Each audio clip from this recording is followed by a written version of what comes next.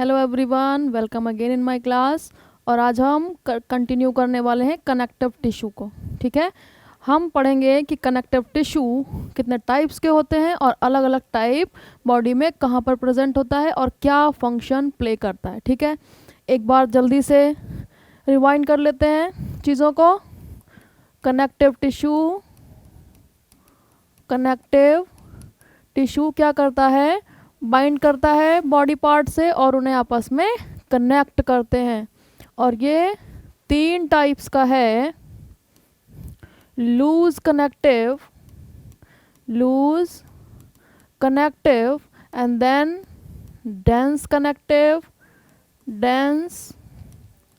Connective और specialised. ठीक है, अब आज की क्लास में हम लोग क्या करेंगे, लूज कनेक्टिव टिश्यू से इसकी डिटेल स्टडी को स्टार्ट करते हैं। ठीक है, सबसे पहले हम देखेंगे loose connective tissue. Loose connective tissue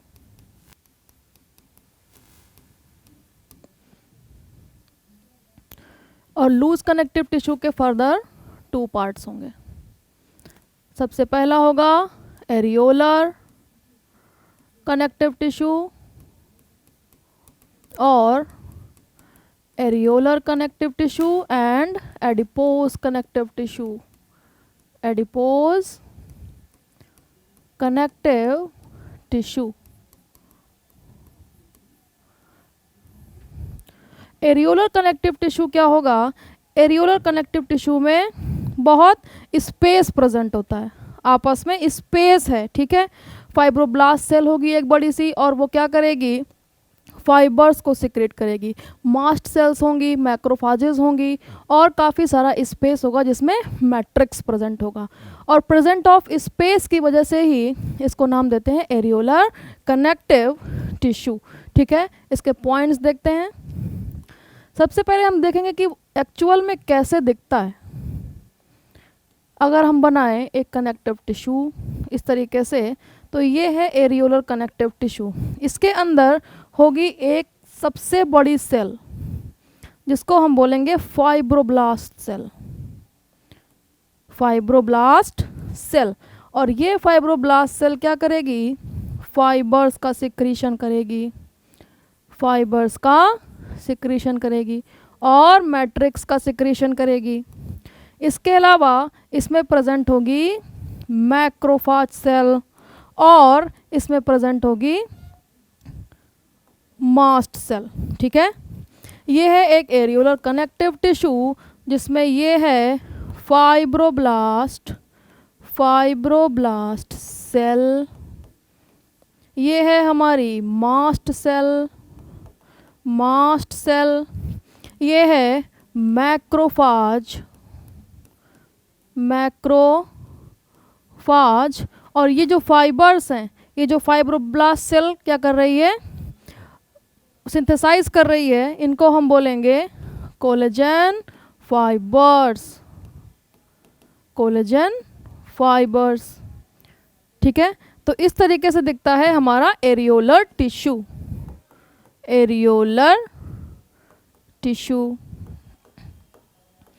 अब इसमें देखेंगे तो सेल्स के अलावा काफ़ी सारा स्पेस नज़र आ रहा है। ठीक है, और इस प्रेजेंस ऑफ स्पेस की वजह से ही इसको नाम दिया गया है एरियोलर कनेक्टिव टिश्यू। ठीक है, अब हम इनके पॉइंट्स देखते हैं कि क्या है। 3 main types of sales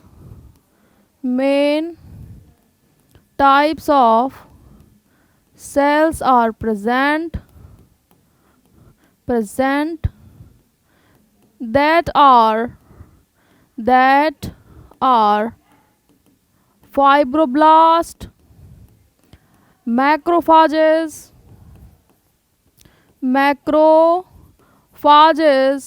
and mast cells। और इसमें हम लोग देख पा रहे हैं जो सबसे बड़ी सेल है, largest cell of the areolar connective tissue, वो कौन सी है? फाइब्रोब्लास्ट सेल है। ठीक है, fibroblast cell is fibroblast fibroblast cell is the largest cell of areolar connective tissue. Areolar connective tissue, ठीक है।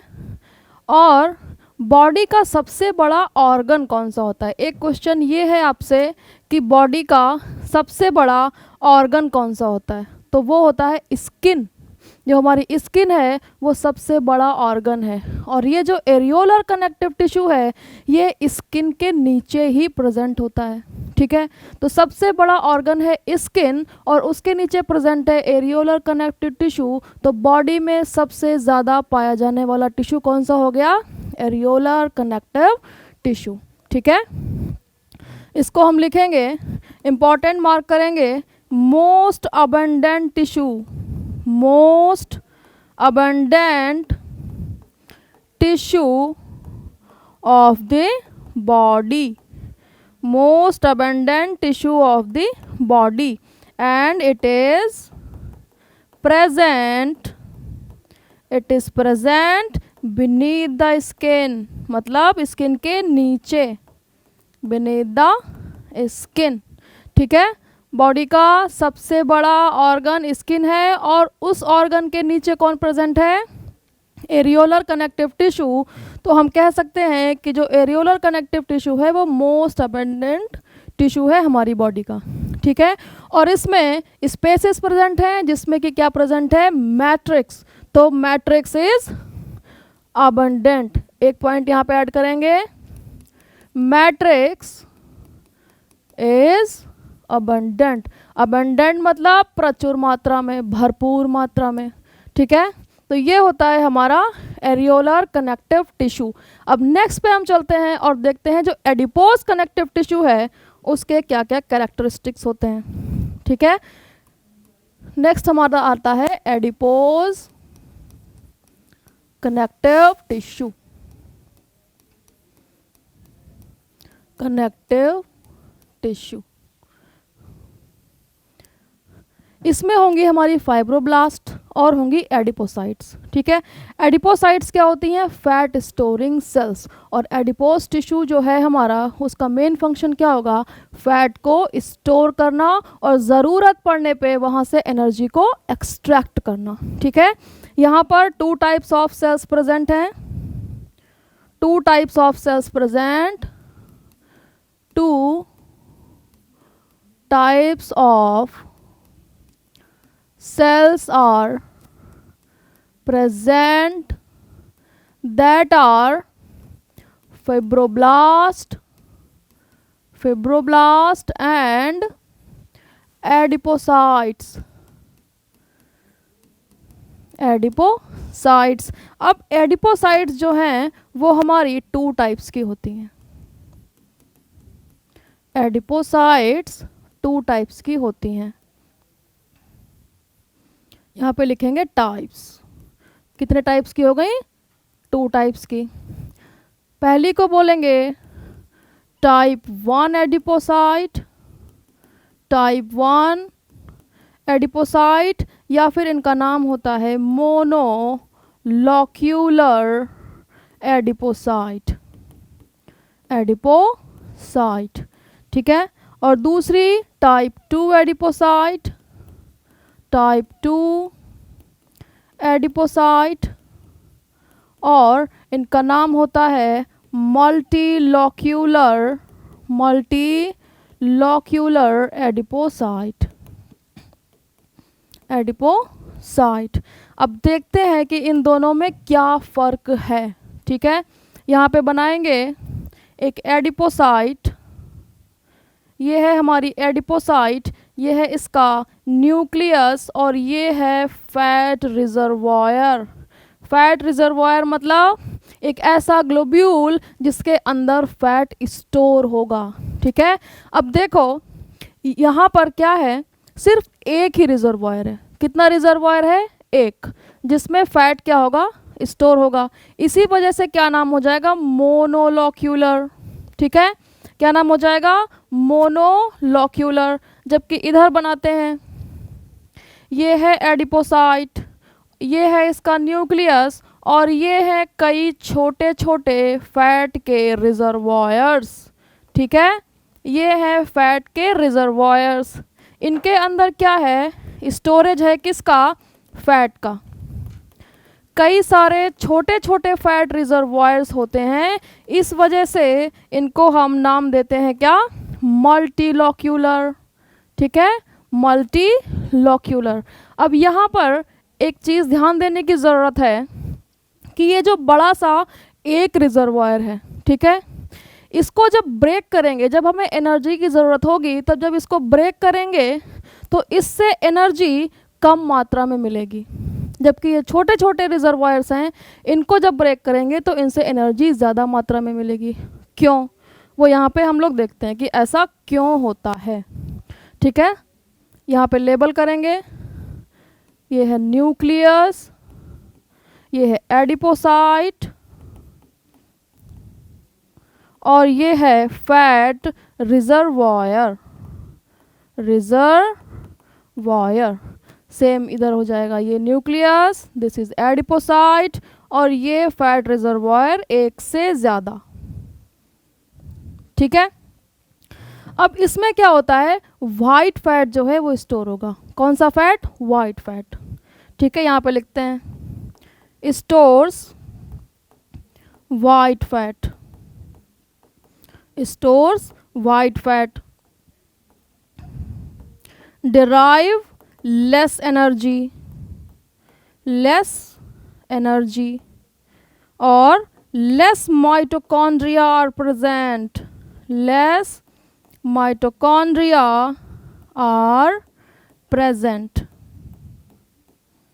इसीलिए कलर कैसा, वाइट। अब जब इधर देखेंगे तो ये क्या करता है, स्टोर ब्राउन फैट। कौन सा fat, brown fat, and derive 20 times more energy, 20 times more energy. और इतनी एनर्जी क्यों दे रहे हैं, क्योंकि more mitochondria are present, more mitochondria are present. ठीक है, ब्राउन फैट क्यों बोलेंगे, माइटोकॉन्ड्रिया का नंबर कैसा, ज़्यादा, और माइटोकॉन्ड्रिया में आयरन की मात्रा कैसी होती है, ज़्यादा होती है, और आयरन का कलर रेडिश ब्राउन, इसी वजह से इसको बोलते हैं ब्राउन फैट। ठीक है, क्या बोलते हैं, ब्राउन फैट बोलते हैं। जबकि यहाँ पर माइटोकॉन्ड्रिया का नंबर कम होगा और कैसा फैट स्टोर करेगा, वाइट फैट स्टोर करेगा। ठीक है, तो बच्चों जो हमारा कनेक्टिव टिश्यू है, जो हमारा एडिपोज कनेक्टिव टिश्यू है, उसमें दो टाइप्स की एडिपोसाइट्स होती हैं, टाइप 1 मोनोलॉक्यूलर और टाइप 2 मल्टीलॉक्यूलर।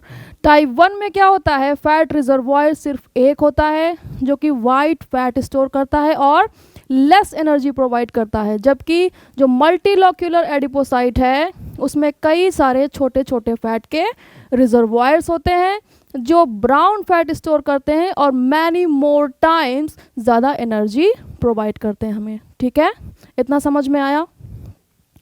अब हम क्या करेंगे, आगे बढ़ेंगे, एडिपोज टिश्यू को आगे बढ़ेंगे लेकर के। इसके एग्जाम्पल देख लेते हैं। ये एग्जाम्पल हो जाएगा hump of camel, hump of camel, या फिर ब्लबर, ब्लबर मीन्स चमड़ी, ब्लबर ऑफ व्हेल। ठीक है, hump of camel and blubber of whale. जबकि इसके एग्जाम्पल हो जाएंगे, इसका एग्जाम्पल हो जाएगा hibernating, hibernating animals, hibernating animals, और human infants, human infants. Infants मतलब तुरंत जन्म लिया हुआ बेबी, न्यू बॉर्न बेबी, उसको क्या बोलते हैं, इन्फेंट बोलते हैं। समझ पा रहे हो इतना। ठीक है, आगे बढ़े। अब आगे बढ़ते हैं और देखते हैं dense connective tissue. Dense connective tissue. Dense connective tissue में क्या होगा, जब हम लूज पढ़ रहे थे तो हमने देखा कि वहाँ पर मैट्रिक्स ज़्यादा है और फाइबर्स कम है। अब यहाँ पर क्या कंडीशन होगी, यहाँ पर मैट्रिक्स कम होगा और फाइबर्स की मात्रा ज़्यादा होगी।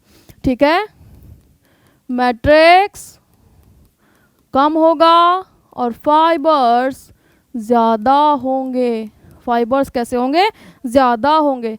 फर्दर इसके 2 टाइप्स हो जाएंगे। 2 टाइप्स, सबसे पहला हो जाएगा डेंस रेगुलर कनेक्टिव टिश्यू, और दूसरा हो जाएगा dense irregular connective tissue. Dense irregular connective tissue. ठीक है, अब यहाँ पर हम कनेक्टिव टिश्यू का फिर से डायग्राम देखेंगे, जैसे हमने एरियोलर में देखा। यहाँ पर देखेंगे तो कुछ इस तरीके से बनेगा। इस तरीके से हमने देखा एक कनेक्टिव टिश्यू जिसमें फाइब्रोब्लास्ट थी। क्या थी, फाइब्रोब्लास्ट्स, जो कि क्या सिक्रीट करेंगी, मैट्रिक्स एंड फाइबर्स। ठीक है, और इनके साथ ही पैरेलली अरेंज थे फाइबर्स। ठीक है, यहाँ पर देखो फाइबर्स कैसे हैं, पैरेलली अरेंज हैं, मतलब एक रेगुलर वे में इनका अरेंजमेंट है, ऐसा नहीं है कहीं पर कोई भी प्रेजेंट है। ठीक है, एकदम रेगुलर शेप आ रहा है, कहीं पर भी कुछ गड़बड़ नज़र नहीं आ रही है। ठीक है, ये हो गया डेंस रेगुलर। अब इधर देखो, यहाँ पे बनाते हैं इरेगुलर।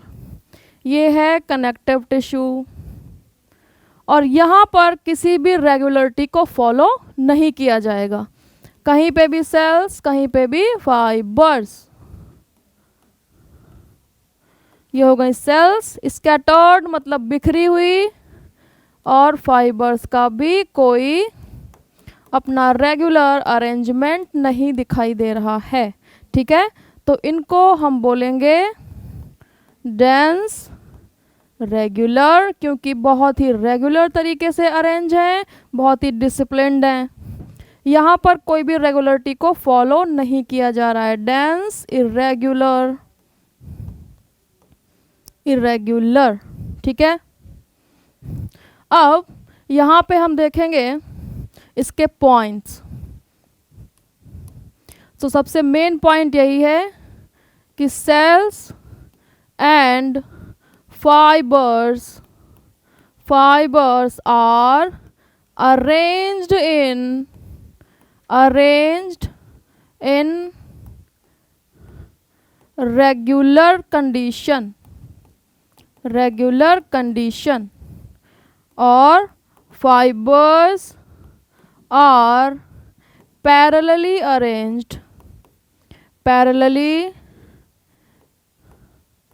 arranged to cells। ठीक है, जबकि यहाँ पर इनके पॉइंट्स क्या हो जाएंगे, cells and fibres are scattered मतलब बिखरे हुए। ठीक है, ये हो जाएगा किसका पार्ट, डेंस कनेक्टिव टिश्यू का पार्ट। ठीक है, फर्दर ये डेंस कनेक्टिव टिश्यू 2 टाइप्स के होते हैं, जिनको हम यहीं पे ऊपर मार्क करेंगे। डेंस कनेक्टिव टिश्यू में हमारे आ जाएंगे पहले कौन से, टेंडन्स, और दूसरे लिगामेंट्स। ठीक है, tendons and ligaments.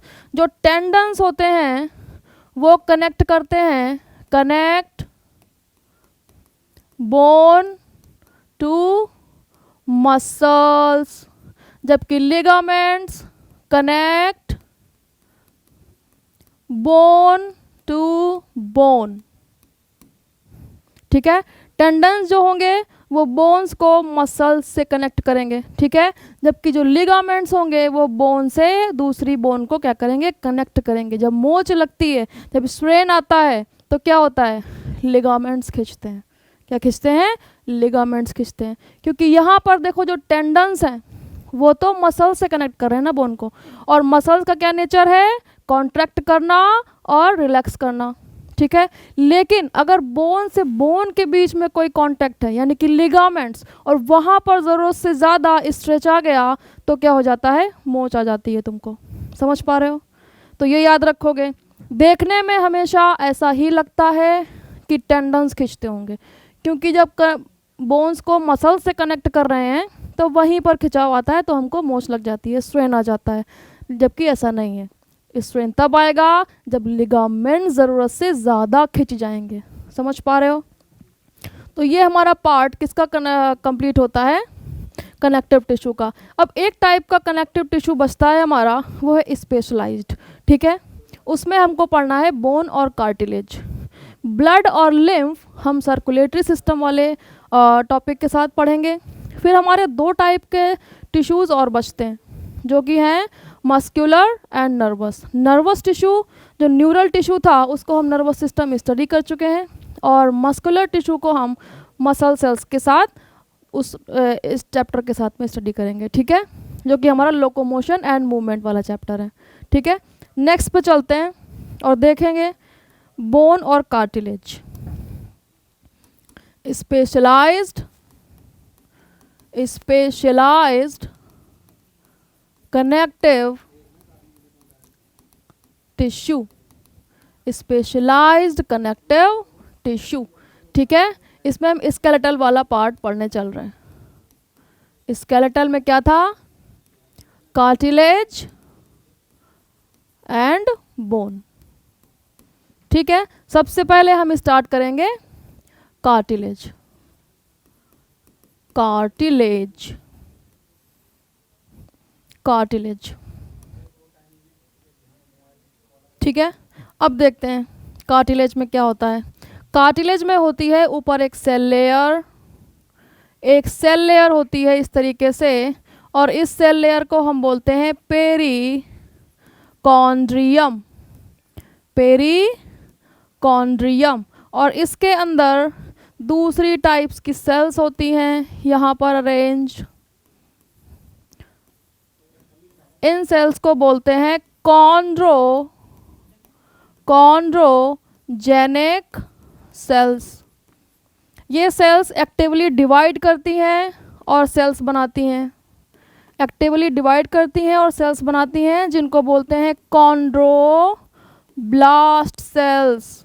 Chondroblast sales. अब ये सेल्स क्या करेंगी, अपने चारों तरफ खूब सारा मैट्रिक्स और फाइबर सिक्रीट करेंगी, ठीक है। खूब सारा मैट्रिक्स सिक्रीट करेंगी और फाइबर सिक्रीट करेंगी, और बना लेंगी एक फ्लूइड फिल्ड कैविटी। ये देखो फ्लूइड फिल्ड कैविटी बना ली। इस फ्लूइड फिल्ड कैविटी को कहेंगे लैक्यूना। इसको क्या कहेंगे, लैक्यूना। और इसी के अंदर प्रेजेंट होती हैं सेल्स, छोटी छोटी सेल्स, जिनको हम क्या बोलते हैं, कॉन्ड्रोसाइट्स। क्या बोलते हैं, कॉन्ड्रोसाइट्स। और यही है कार्टिलेज बनाने वाली सेल्स, ठीक है। कॉन्ड्रोजेनिक सेल्स, फिर कॉन्ड्रोब्लास्ट जो कार्टिलेज बनाएंगी, चारों तरफ अपने मैट्रिक्स और फाइबर सिक्रीट करेंगी, जिसको बोलेंगे लैक्यूना। लैक्यूना क्या है, फ्लूइड फिल्ड कैविटी है, ठीक है। और फिर इसके अंदर जो सेल्स होंगी जो एक्चुअल कार्टिलेज में प्रेजेंट होंगी, उनको बोलेंगे कॉन्ड्रोसाइट्स, ठीक है। अब देखते हैं इसके पॉइंट्स। जो हमारा कार्टिलेज होता है वो शो करता है यूनी डायरेक्शनल रिपेयर। जब अभी हम बोन देखेंगे तो बोन क्या होती है, लंबाई में भी बढ़ती है और चौड़ाई में भी बढ़ती है, लेकिन जो कार्टिलेज है ये सिर्फ एक ही साइड में रिपेयर शो करता है, ठीक है, यूनी डायरेक्शनल रिपेयर। और कार्टिलेज का नेचर कैसा होता है, कार्टिलेज में ब्लड सप्लाई नहीं होती है। तो ये जो सेल्स हैं इनको न्यूट्रिशन कहाँ से मिलता है, तो हमारा आंसर ये होगा, इनको न्यूट्रिशन मिलता है पेरिकॉन्ड्रियम से। ठीक है, तो ये जो सेल्स हैं ये कैसी होती हैं, एवैस्कुलर इन नेचर। कैसी होती हैं, avascular in nature, means there is no blood supply, there is no blood supply. ये हो गया हमारा कार्टिलेज के बारे में। अब कार्टिलेज कितने टाइप्स का होता है, तो कार्टिलेज होता है 3 टाइप्स का। ठीक है, कितने टाइप्स का कार्टिलेज, 3 टाइप्स का।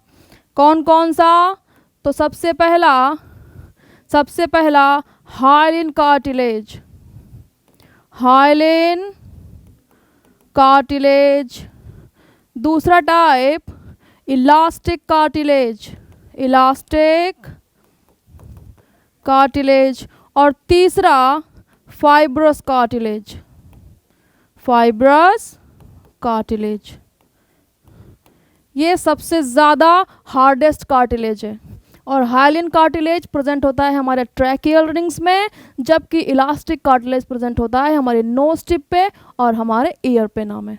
ठीक है, ये हुआ कार्टिलेज के बारे में। अब नेक्स्ट हम देखेंगे बोन। नेक्स्ट क्या है हमारा, बोन। सुंदर सी बोन बनाएंगे, बहुत ही सुंदर। ये है हमारा बोन, ये है बोन।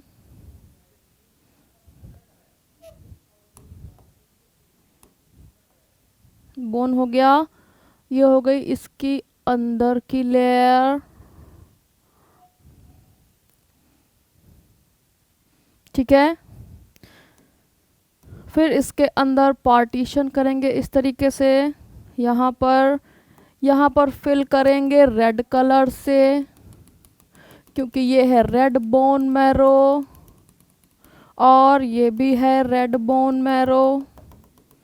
और बीच में फिल करेंगे येलो कलर से, क्योंकि ये है yellow bone marrow, yellow bone marrow. ठीक है, अब करेंगे लेबलिंग। ये जो पार्ट है ये और ये भी कहलाता है एपिफाइसिस, एपिफाइसिस। ये पार्ट भी कहलाता है एपिफाइसिस। ठीक है, और ये पार्ट इतना कहलाता है डायफाइसिस, डायफाइसिस, या फिर बोन शाफ्ट, डायफाइसिस या फिर बोन शाफ्ट। अब ये कहलाता है red bone marrow, red bone marrow. नीचे भी red bone marrow, red bone marrow. बीच में है हमारा येलो बोन मैरो। अब इसकी लेयर्स देखते हैं। जो आउटर है, आउटर, ये दूसरा कलर, पेरीऑस्टियम, और अंदर वाली को बोलते हैं एंडोऑस्टियम, एंडोऑस्टियम। ठीक है, बाहर वाली पेरीऑस्टियम और अंदर वाली एंडोऑस्टियम। ये स्ट्रक्चर है किसका, बोन का। ठीक है, ये पेरीऑस्टियम और एंडोऑस्टियम के बीच में कुछ कॉन्सेंट्रिक रिंग्स प्रेजेंट रहते हैं, इस तरीके से कॉन्सेंट्रिक रिंग्स प्रेजेंट रहते हैं। इनको क्या बोलेंगे, थोड़ा सा बड़ा करके इसको यहाँ पे बनाते हैं। ठीक है, ये होता है कॉन्सेंट्रिक रिंग। ये भी फ्लूइड फिल्ड कैविटीज़ हैं, इनको भी लैक्यूना बोलते हैं। इस तरीके से ये होते हैं कॉन्सेंट्रिक रिंग्स। और इन कॉन्सेंट्रिक रिंग्स के बीच में प्रेजेंट होती हैं स्टार शेप सेल। क्या प्रेजेंट होती हैं, स्टार शेप सेल्स प्रेजेंट रहती हैं इस तरीके से, इस तरीके से। यहाँ भी, यहाँ भी, यहाँ भी स्टार शेप सेल होती हैं। तो अब लेबल करेंगे इसको। ये क्या है, कॉन्सेंट्रिक रिंग है, कॉन्सेंट्रिक रिंग है, ये भी कॉन्सेंट्रिक रिंग है, यहाँ लिखते हैं कॉन्सेंट्रिक रिंग है। और इसमें क्या प्रेजेंट है, इसमें प्रेजेंट है स्टार शेप सेल्स। ये है हमारी स्टार शेप सेल्स, और इन्हीं सेल्स को बोलते हैं ऑस्टियोसाइट्स। क्या बोलते हैं, ऑस्टियोसाइट्स बोलते हैं। ठीक है, अब देखो इन दोनों कॉन्सेंट्रिक रिंग्स के बीच में ये एक कैनाल नज़र आ रहा है, इसमें भी और इसमें भी। इन कैनाल्स को बोलते हैं हैवर्जन कैनाल, हैवर्जन कैनाल। ठीक है, सेम इसको भी हैवर्जन कैनाल। ठीक है, और दो कंसेंट्रिक रिंग्स को एक कैनाल बीच में क्या करती है, जोड़ती है इस तरीके से। ये एक कंसेंट्रिक रिंग से दूसरे कंसेंट्रिक रिंग में, और इस कैनाल को बोलते हैं वोकमान्स कैनाल, वोकमान्स कैनाल। ठीक है, ये कंसेंट्रिक रिंग कहाँ प्रेजेंट होंगे, तो आपको याद रखना है ये प्रेजेंट होंगे पेरियोस्टियम और एंडोऑस्टियम के बीच में। ठीक है, और यही बनाते हैं हमारी एक्चुअल बोन, क्योंकि ऑस्टियोसाइट्स कहाँ हैं, ऑस्टियोसाइट्स क्या है, bone forming sales. These are present in concentric rings, and concentric rings are present between periosteum and endosteum. ठीक है, यही concentric rings हैं जिसमें है star shaped cells, osteocytes, जो क्या बनाएंगे, हमारी बोन बनाएंगे। ठीक है, अब कुछ पॉइंट्स यहाँ पे बचते हैं जो हम लोग लिखेंगे। अब जो रेड बोन मैरो है, जो रेड बोन मैरो है उसका क्या काम है, रेड बोन मैरो बनाता है ब्लड सेल्स, जिसको बोलते हैं हीमोपोइसिस। ठीक है, यहाँ पे लिखेंगे red bone marrow, red bone marrow possesses haemopoiesis, haemopoiesis. लेकिन हीमोपोइसिस कब करेगा, जब इसको हार्मोन मिलेगा। कौन सा hormone, erythropoietin. In response of the hormone, in response of the hormone called erythropoietin, erythropoietin.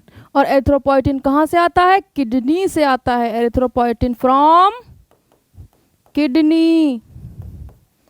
ठीक है, रेड बोन मैरो में हीमोपोइसिस होगी, और किस हार्मोन के रिस्पॉन्स में होगी, एरिथ्रोपोइटिन। और एरिथ्रोपोइटिन कहाँ से आएगा, तो एरिथ्रोपोइटिन आता है किडनी से। ठीक है, अब दूसरा पॉइंट लिखते हैं, जो येलो बोन मैरो है वो क्या करेगा। Yellow bone marrow, yellow bone marrow stores the fat, stores the fat. तो ये हो गया हमारा क्या, बोन। इससे पहले हमने क्या किया, कार्टिलेज, और उससे पहले हमने देखा डेंस कनेक्टिव टिश्यू और लूज कनेक्टिव टिश्यू। ठीक है, तो अभी हमारा जो कनेक्टिव टिश्यू का पार्ट है वो कंप्लीट होता है। तो यहाँ पर आपको एक चीज़ याद रखनी है, तो बच्चों जो हमारी बोन होती है उसमें दो पार्ट्स होते हैं बोन मैरो के, एक रेड बोन मैरो और एक येलो बोन मैरो। जो रेड बोन मैरो है वो हीमोपोइसिस करता है, यानी कि ब्लड सेल्स का फॉर्मेशन करता है, और इसके लिए उसे एक स्पेशल हार्मोन की आवश्यकता होती है जिसका नाम है एरिथ्रोपोइटिन। एरिथ्रोपोइटिन हार्मोन किडनी से आता है, जिसके रिस्पॉन्स में जो हमारी रेड बोन मैरो है वो हीमोपोइसिस करती है, जबकि जो हमारी येलो बोन मैरो है उसका मेन फंक्शन है फैट को स्टोर करना। तो इसको आप सभी लोग याद रखेंगे। ठीक है, तो यहाँ पर हमारा टिश्यू पार्ट कंप्लीट होता है। जो हमारा अगला ब्लड और लिम्फ है वो हम अपने सर्कुलेटरी सिस्टम के साथ पढ़ेंगे, और मस्कुलर टिश्यू हम लोकोमोशन और मूवमेंट वाले चैप्टर के साथ पढ़ेंगे, और न्यूरल टिश्यू को हमने ऑलरेडी स्टडी कर लिया है। तो इतना आप पढ़िए, रिवाइज करिए and keep studying. Thank you.